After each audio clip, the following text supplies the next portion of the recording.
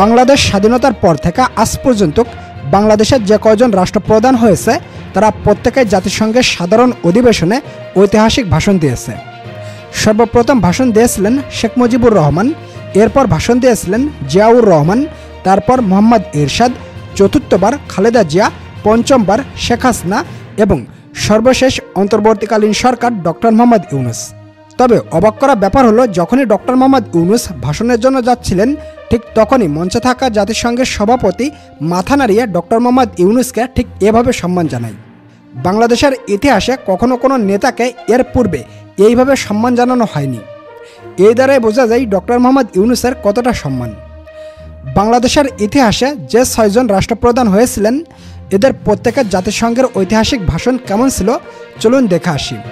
আপনি বাংলাদেশের সাধারণ নাগরিক হিসেবে এই ঐতিহাসিক ভাষণগুলো সম্পর্কে জানা আপনার অত্যন্ত জরুরি। বাংলাদেশের ইতিহাসে সর্বপ্রথম জাতিসংঘে ঐতিহাসিক ভাষণ দিয়েছিলেন Sheikh Mujibur Rahman. Je demande au chef du protocole d'aller chercher le Cheikh Mujibur Rahman, Premier ministre du Bangladesh.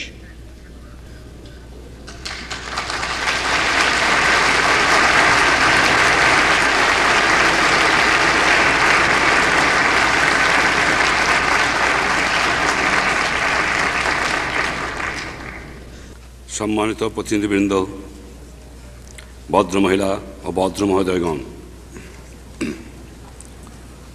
আজ এই মহান পরিষদে আপনাদের সামনে দুটো কথা বলার সুযোগ পেয়ে আমি নিজকে ভাগ্যবান মনে করছি।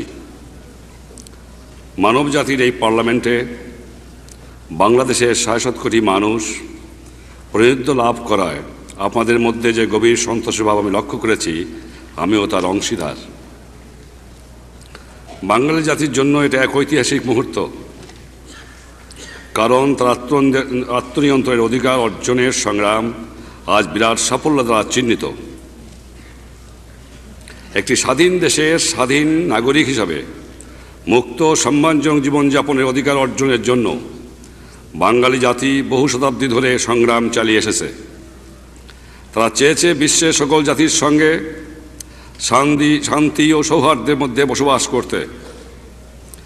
জাতিসংঘ সনদে যে মহান আদর্শের কথা বলা হয়েছে তা আমাদের জনগণের আদর্শ, এবং এই আদর্শের জন্য তারা চরম ত্যাগ স্বীকার করেছেন। শেখ মুজিবুর রহমানের ভাষণটি কেমন ছিল কমেন্টে জানিয়ে যাবেন।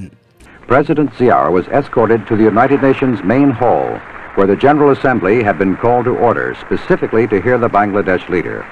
Assembly President Salim formally welcomed President Ziaur.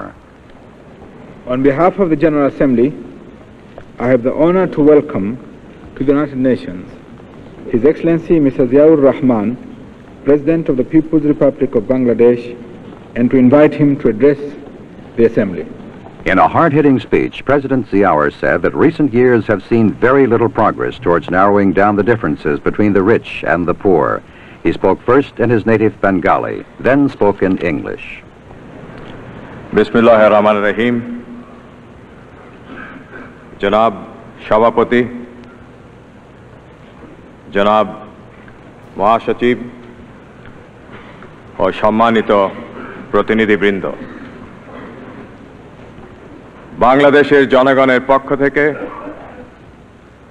আমি আপনাদের সাদর সম্ভাষণ জানাচ্ছি। জাতিসংঘ সাধারণ পরিষদের এই একাদশ বিশেষ অধিবেশন বাংলাদেশের দৃষ্টিতে যে কতটা গুরুত্বপূর্ণ আজ এখানে আমার উপস্থিতি তারই সাক্ষ্য দিচ্ছে। জিয়াউর রহমানের ঐতিহাসিক ভাষণটি কেমন ছিল কমেন্টে জানিয়ে যাবেন। On behalf of the General Assembly, I have the honor to welcome to the United Nations the President of the People's Republic of Bangladesh, His Excellency Mr. Hussain Mohammad Ershad, and to invite him to address the Assembly.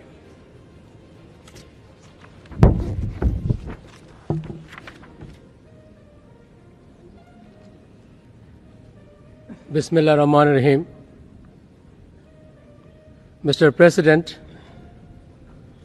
warm felicitations are due to you on your well-deserved election.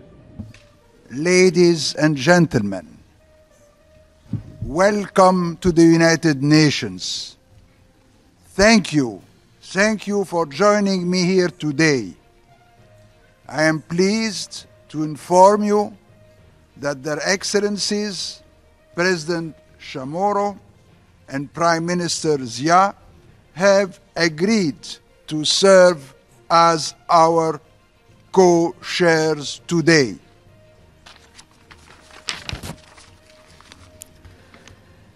Mr. Secretary General, Mr. James Grant, Your Excellencies, ladies and gentlemen, 3 years ago, we made a promise to our children. We pledged to make them the focus of our attention. I thank the UN for gathering us here today to assess the progress.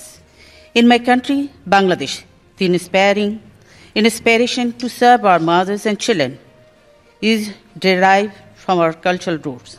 We were one of the first countries to adopt and ratify the Convention of the Right of the Children. Begum জিয়ার ভাষণটি কেমন ছিল কমেন্টে জানিয়ে যাবেন। An address by Her Excellency Sheikh Hasina, Prime Minister of the Republic of Bangladesh. I request protocol to escort Her Excellency.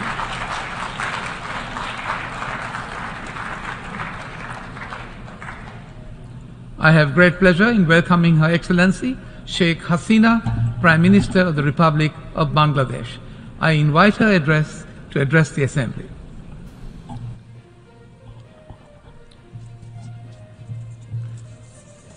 Bismillahirrahmanirrahim. Honorable President, I am reading out the shorter version of my main speech due to time constraint. The original speech has been tabled outside. Thank you very much. With your permission. মাননীয় সভাপতি, আসসালামু আলাইকুম এবং শুভ অপরাহ্ন। আমি আজকে এখানে আমার 19তম ভাষণ সাধারণ অধিবেশনে দিতে এসেছি। জাতিসংঘ সাধারণ পরিষদের ৭৮তম অধিবেশনের সভাপতি হিসেবে নির্বাচিত হওয়ায় মাননীয় সভাপতি আপনাকে জানাচ্ছি আন্তরিক অভিনন্দন।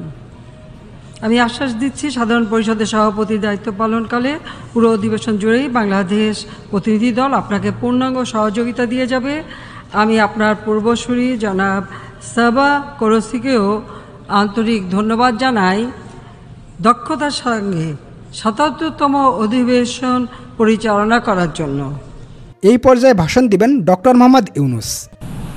The Assembly will now hear an address by His Excellency Muhammad Yunus, Chief Advisor of the Interim Government of the People's Republic of Bangladesh. I request protocol to escort His Excellency and invite him to address the Assembly.